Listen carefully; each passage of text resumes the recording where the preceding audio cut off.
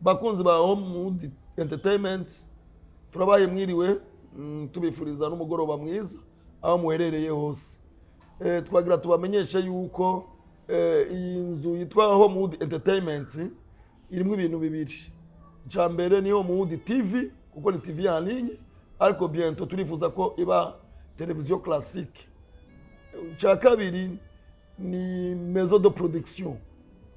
Umva inzu yo guhinyanyura na cyane indirimbo amareresi ivyese n'ibindi urumva yuko ari inzu ikomeye cyane.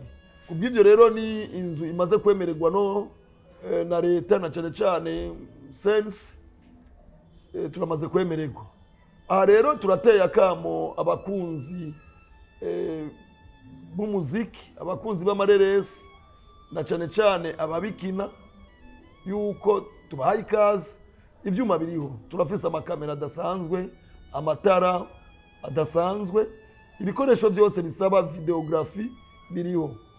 Turahaye ikaze rero abavyifuza kugira ngo dukorane na cyane za mariage, baptême, remise de diplôme n'ibindi byinshi. Kubw'ivyo rero ubona yuko yoza kudufasha kugira ngo dutere imbere twese, yoza tugafashanya kugira ngo dushigikirane. Ikindi naco iyi nzu isanzwe inyanyura amareresi kuko dusanzwe dukina amareresi muri iki gihugu cy'u Burundi.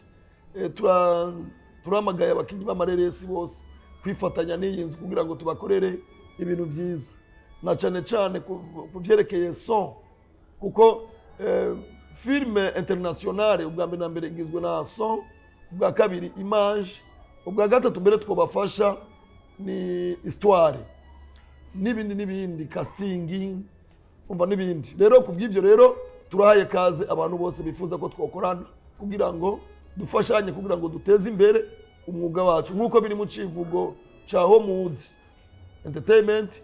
Dukunda ivy'iwacu, dushigikira ivy'iwacu, duteze imbere ivy'iwacu. Murakoze cyane, Imana ibahezagire.